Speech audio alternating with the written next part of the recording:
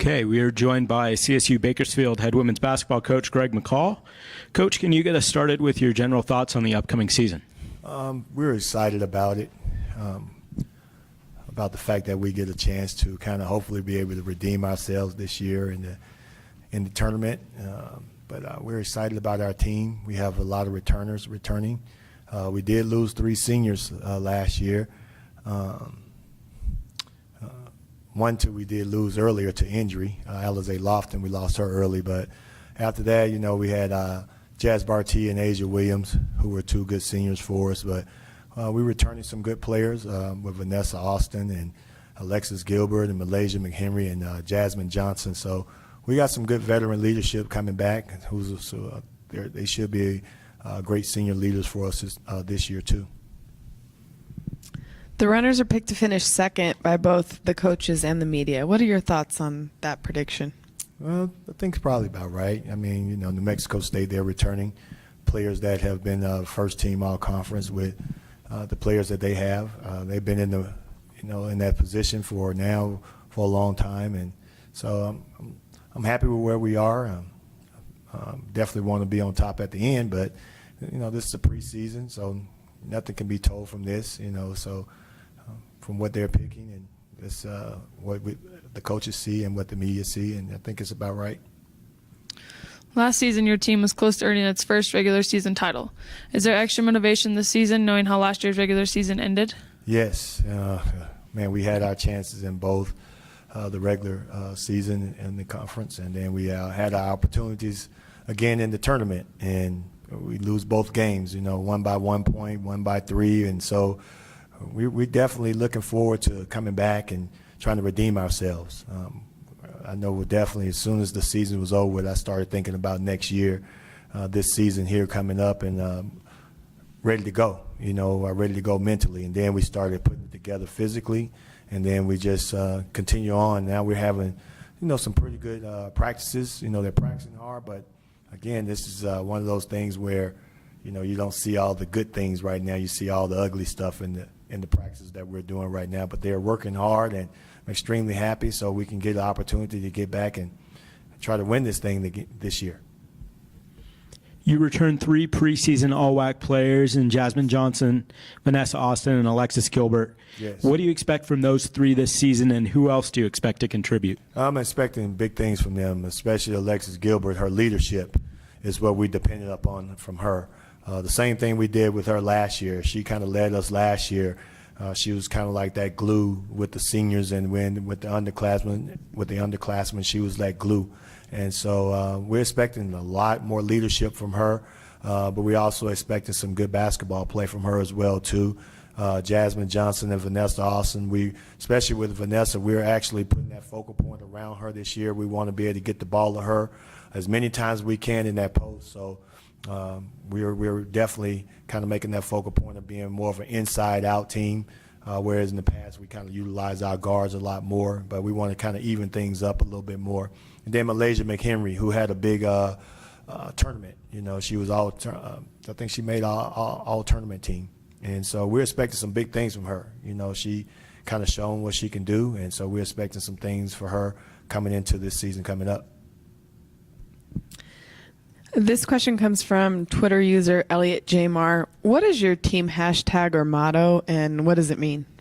This year, our hashtag is family, and it's really good to be able to utilize that, and because that's what we are. We're really, really close this year. I think this is about the closest team I've had in my 8 years, where everybody just gets along so well, and they are like sisters. They'll have their little spats, and then right back to like nothing has ever happened. And that's what you want, You kind of want that tightness, that close-knit feeling. And one thing about us is that they're so coachable. They're really, really coachable. And so that's been our motto this year. And so we're going to take that and run with it, because that's what families do. They stick together no matter what happens. So we always talk about not allowing the wheels to fall off the bus with us. And so some things are going to happen down the line where you might have a rough patch in a game, or you might end up losing a game where you thought you probably should have won, and then we got to make sure that we stay tight and we stay family on that. Last year was extremely wide open in the WAC with a lot of competitive games. What do you think contributed to that, and do you expect to see the trend continue into the season? Definitely.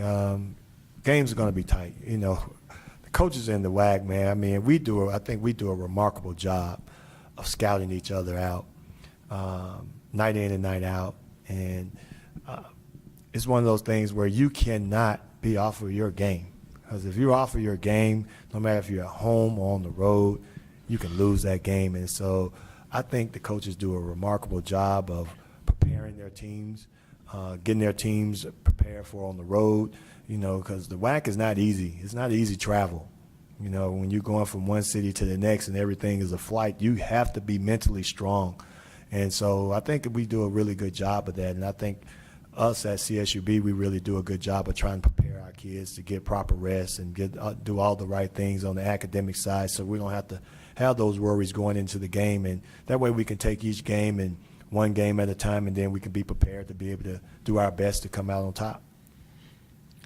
This question comes from WAC on-campus reporter Juan Rodriguez. As a coach, how do you approach getting your players ready for the first game of the season? Each practice, you know, every day we try to go into practice, and we tell our players coming into every practice, you're probably so tired of me saying it, but I want them to come in giving me energy, effort, and communication. And if they can do that every day in practice, it's a lot easier to teach them the things that they need to do. It's the days that they don't come in focused is what makes it tough. And now you have to talk about bringing that energy and effort every day. And so far, our players have been doing that. We might have one or two players that are offbeat a little bit, and you just kind of talk to them or get after them a little bit, or the other players get after them, and then it snapped right into place. But those are things that we have to do to be prepared for our first game, and just any game. We have to be ready to come on and be able to take care of those three things each and every day: energy, effort, and communication. Your son Justin is now a sophomore on the CSUB men's basketball team. What's it like seeing him grow over the years and become a student athlete at the very school you graduated from and now coach at? It's just I look back at, when we first started this journey, and he wanted to, follow in his sister's footsteps, but he kind of like, in a way, didn't, because he was like, I'm a boy, I want to do my own thing. And I was like, well, son, they paved the way for you. It's not like it's basketball. It's not like it's a girl sport or guy sport. It's basketball. So why not follow in their footsteps? And it's just been a huge blessing for me, for him to kind of take note of that, and just kind of, if you talk to him, he'll tell you the exact same thing. I'm following my sister's footsteps. When they pick their feet up, I'm putting mine right in there, right behind theirs. And it's just an honor and a blessing to have him be at the same university where I played at. Now I'm coaching, and I get to see him a lot, and he stops by the office here and there. I'll be in the practice, and then just kind of watching him, and just kind of like looking at myself run up and down the floor, and just seeing him. And this year has been even more of a blessing, because he's wearing the same number that I wore in college, so that's been really good. Can you tell us a little bit about your coaching staff? Coaching staff, man, the greatest coaching staff to me in the world. To have such a staff that's so loyal, and to be by your side, and to kind of have the same heartbeat as you do, because they want it just as bad. And so it's one of those things where we are all on the same page. Zach Grasmick, who's been with me from day one, he's a guy that, he's real, the word I'm looking for, I guess he's the one that kind of makes sure everything is online, make sure everything, all the I's are dotted, the T's are crossed. He's my academic guy. He makes sure all the girls' academics are taken care of. And it's a great honor and privilege to be able to have him on board with me, who's been with me from the very beginning. And then Xavier Johnson, who's my associate head coach, who's just lights out, just the best recruiter in the world. I think he just turns over anything. He'll turn over a table, a chair, any stone that he can to find players. And just to know that the relationship that he's built with the players that are coming through the door, and all of our coaches, that they do a really good job of building that relationship and making that family feel warm and welcome. And then Ty Outland, And what can I say about her, man? She's like a daughter to me. She's literally like another daughter to me, and she's real close with my family, real close with my daughters.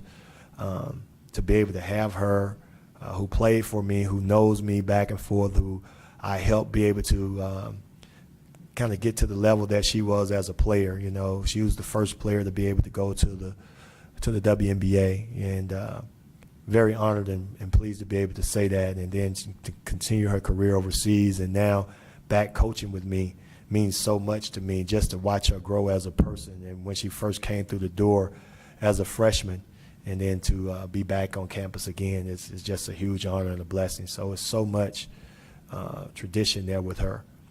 But it's just a great honor to feel and have such the greatest staff in the world to me. One last question. As student athletes, what do you expect from your players off the court? Number one, to take academics serious. You know, we really thrive on that, and to be able to watch the players go across that stage each and every year. You know, with the 3 seniors last year, from Alizé Lofton to Asia Williams and to Jazz Barty. Alizé being the first person in her family to go to college, and now she's the first one to be able to finish, was such a huge, huge blessing. So for me, that's our number one thing, is watching these players come in as young ladies, and then they leave out grown women, and to have that degree in hand, nothing can please me more than anything in the world. And then that's our number one goal, is to watch them go across that stage. And then, you know, the basketball side, you know, you want to see them grow as basketball players. And then some of our players get an opportunity to be able to go play, continue their careers. We have 4 overseas right now: Bada Bazampari, Erica Williams, Asia Williams, and Jazz Barty. They are all overseas playing basketball. And as a coach, there's nothing better to see them walk across the stage, and then especially when you're coaching, to see your work continue to go and allow them to get that opportunity to play for money now. Okay. Thank you, Coach. Thank you.